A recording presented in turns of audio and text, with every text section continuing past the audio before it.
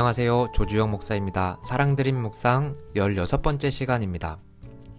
지난 한 주간은 고난주간으로 보냈는데요.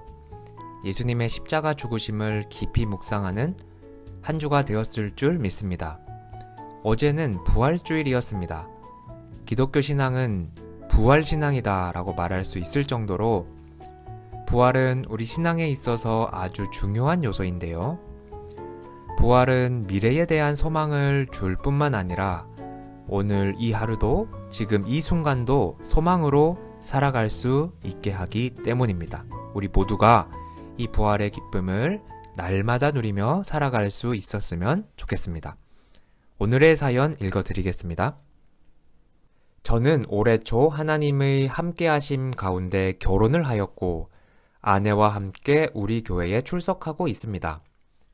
제 생각을 글로 써보는 게 오랜만이라 어떤 이야기를 담아야 할지 한참 고민이 되네요. 요즘은 병원에서 실습과 퇴근 후 과제를 반복하며 하루하루를 바쁘게 살아가고 있습니다. 얼마 전 고신대 병원에서 실습을 시작하게 되었습니다. 고신대 병원은 특히 실습 과정이 너무도 고되고 힘들어서 모두가 기피하는 곳인데 그런 곳에서 실습을 하게 되어 실습 시작 전날 밤은 떨리고 두려운 마음이 컸습니다. 실습 첫날은 다시 군대 훈련소로 돌아간 것 같은 기분까지 들게 했습니다. 하루만 있어도 이렇게 힘든 곳을 몇 개월을 있어야 하니 막막함 뿐이었습니다. 그런데 퇴근길에 병원 출구에 크게 붙어 있는 하나님의 말씀을 보게 되었습니다. 고신대 병원은 하나님의 말씀 위에 세워진 병원임을 알게 되었습니다. 이 병원에 가고 싶어서 선택한 것은 아니었지만 매일매일의 삶 속에서 하나님을 발견할 때 감사함을 느끼고 있습니다. 또한 아버지가 젊은 시절 인턴으로 일하셨던 곳, 그래서 왠지 어딘가 아버지의 흔적이 남아있을 것 같아 정겨움이 느껴지기도 합니다. 하루를 버티기 어려웠던 이곳을 이제는 기도와 기대하는 마음으로 출근을 할 수 있게 되었습니다. 지난주는 고난주간이었는데 우리 온천제일교회 성도분들은 어떤 마음으로 어떤 모습으로 살아가셨는지요? 저는 바쁘고 치열한 삶을 살며 고난주간임을 기억하지도 못하고 한 주를 보낼 것 같았는데 어느 날 점심시간 병원 로비를 지나갈 때 어떤 의사 선생님이 피아노에 앉아 아름다운 찬송가를 연주하고 있는 것을 발견했습니다. 한 곡이 다 끝날 때까지 그 자리에 서서 하나님을 찬양하는 로비 전체에 울려 퍼지는 그 곡을 들었습니다. 십자가를 질 수 있나 주가 물어보실 때 죽기까지 따르오리 성도 대답하였다. 우리의 심령 주의 것이니 주님의 형상 만드소서. 주 인도 따라 살아갈 동안 사랑과 충성 늘 바치오리다. 죽기까지 따르오리. 예수님이 겪으신 그 고난의 길을 그리고 예수님의 발자취를 따르고자 하는 우리의 모습을 떠오르게 합니다. 감사할 수 없을 것 같은 오늘에도 감사할 수 있는 마음을 주시는 하나님 사랑합니다. 오늘 사연을 보내주신 분은요, 우선 올해 초에 결혼을 하셨는데요. 정말 축하드립니다.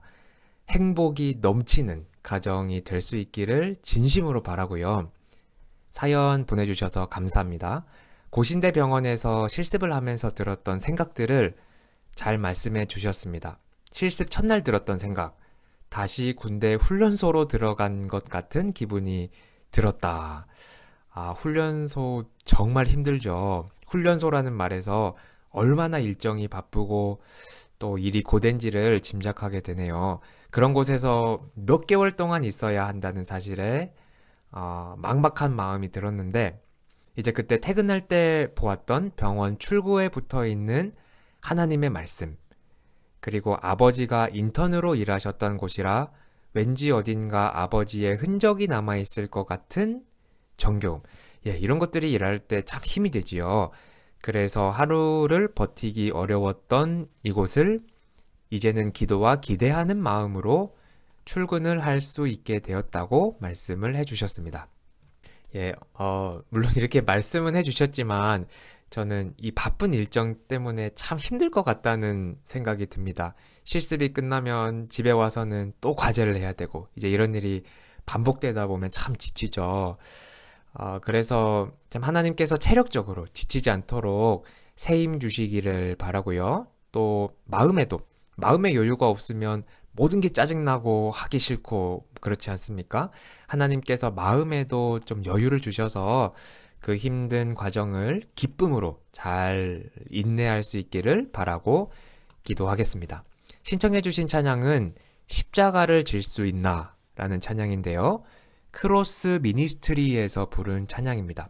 사연자분께서 어느 날 점심시간에 병원 로비를 지나갈 때 어떤 의사 선생님께서 연주해 주신 찬양입니다. 예수님을 생각나게 만들었던 찬양이라고 말씀해 주셨지요. 찬양 듣고 오도록 하겠습니다.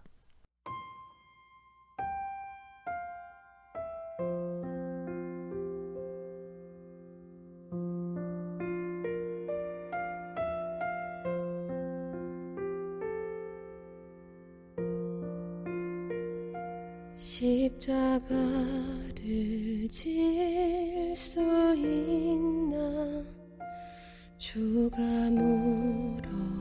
물어보실 때 죽기까지 따르오리 성도 대답하였다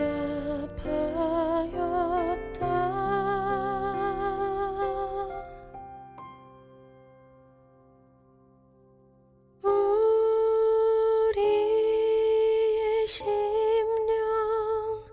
주의 것이니 주님의 형상 만드소서 주 인도 따라 살아갈 동안 사랑과 충성을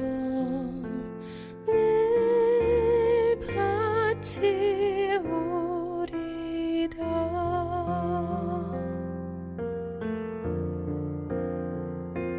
걱정 근심 어두운 그늘 너를 둘러 덮을 때 주께 내 영 맡기겠나 최후 승리 믿으며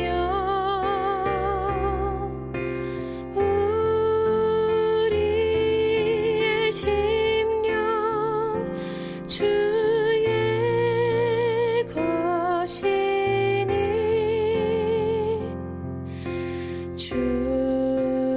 주님의 형상 만드소서 주 인도 따라 살아갈 동안 사랑과 충성을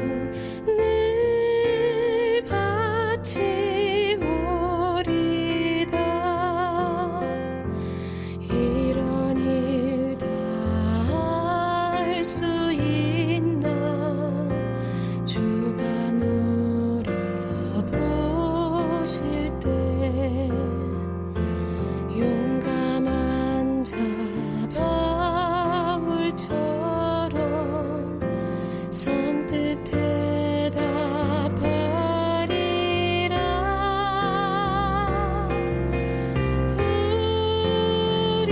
우리의 심령 주의 것이니 주님의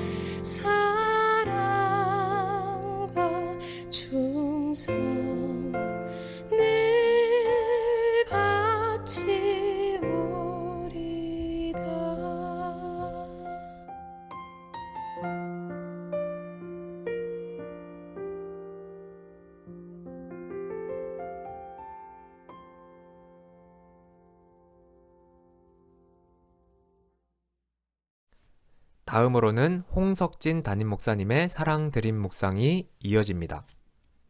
샬롬 여러분 반갑습니다. 부활 주간을 보내고 있습니다. 부활의 은혜와 감격이 계속해서 충만하시기를 축복합니다. 오늘도 부활에 관해 몇 가지 묵상해 볼까 합니다.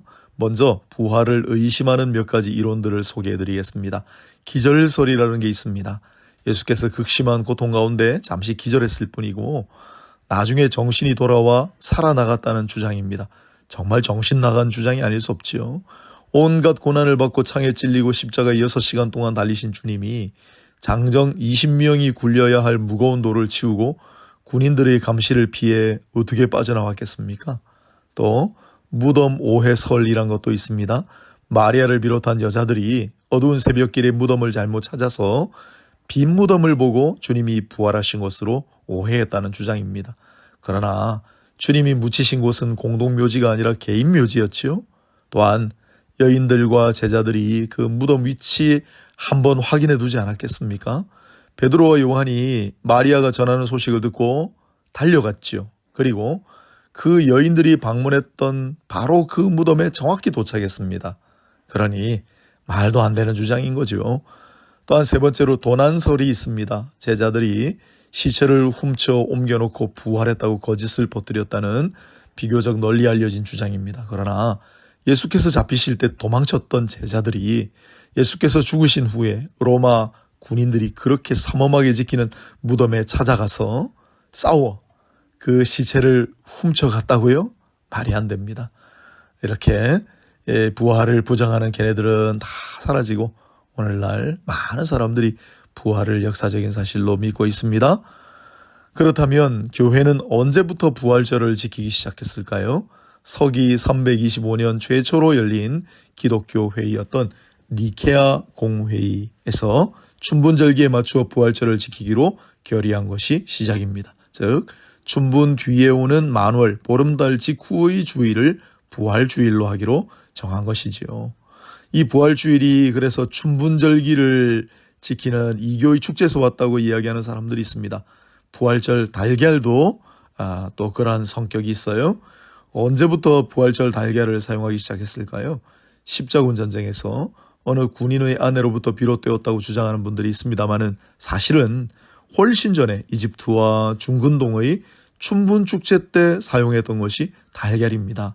달걀은 생명이 싹트는 봄의 생명의 부활과 또한 다산을 상징한다고 여겼기 때문이라는데, 그러나 부활이야말로 진정한 생명과 희망이니 봄의 새싹을 상징물로 삼든 무엇을 상징물로 삼든 관계가 없겠으나 기왕에 달걀을 그렇게들 사용해 왔으니 그대로 쓰고, 다만 진정한 부활은 예수의 부활밖에 없음을 선포한다면 선교의 차원에서도 의미가 있지 않겠습니까?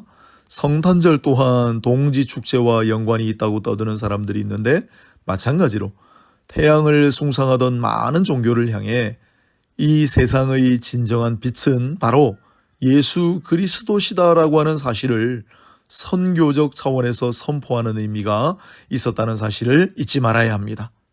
그렇습니다.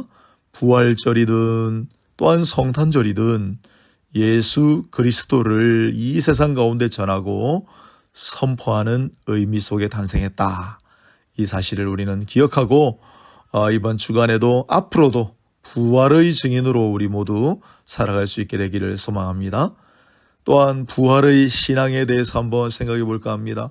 아프리카 우간다에 케파 셈팡기라는 목사님이 계셨습니다. 어느 부활 주일에 비밀 경찰들이 찾아와 반국가 사범을 처단한다는 명목으로 총을 겨누었습니다. 악명 높은 독재자가 지배하던 시절인데 거침없이 하나님 말씀으로 그 독재자를 비판하곤 했기 때문에 그 악명 높은 독재자가 사주했던 것이지요. 이에 목사님은 이렇게 말했습니다. 오늘은 부활절 아침입니다. 나는 부활을 믿는 사람으로 죽는 것이 전혀 두렵지 않지만 나에게 2분의 시간만 허락한다면 잠시 주님께 기도를 드리고 생을 마무리하고 싶습니다. 그들이 허락하자 하나님 아버지 우간다의 통치자 이디 아민을 용서해 주옵소서. 그의 명령을 원하지 않으면서도 받들어야 하는 불행한 이 5명의 형제들을 용서하여 주옵소서. 그리고 우간다 국민에게 자유를 주시옵소서. 내 사랑하는 조국이 사랑의 땅과 의의 땅이 되도록 도와주시옵소서. 나의 죽음으로 다시는 이러한 비극이 이 땅에 되풀이되지 않도록 긍휼을 베풀어 주시옵소서. 기도하신 거죠. 기도를 마쳤을 때 모두의 눈에서 뜨거운 눈물이 흐르고 있었습니다. 목사님 죄송합니다. 우리가 큰 실수를 저지를 뻔했습니다. 목사님은 피신하여 교회에 계시지 않는 것으로 보고하겠습니다. 빨리 이 자리를 떠나주십시오. 부활의 신앙은 죽은 후의 육체적인 부활의 소망을 약속할 뿐 아니라 오늘을 사는 지금 이 순간에도 소망과 승리의 삶을 살게 한다는 것을 알 수 있습니다. 예수께서 이르시되 나는 부활이요 생명이니 나를 믿는 자는 죽어도 살겠고 무릇 살아서 나를 믿는 자는 영원히 죽지 아니하리니 이것을 네가 믿느냐? 아멘. 부활하신 예수 그리스도를 믿습니다. 부활하신 주님을 찬양합니다. 할렐루야. 아멘.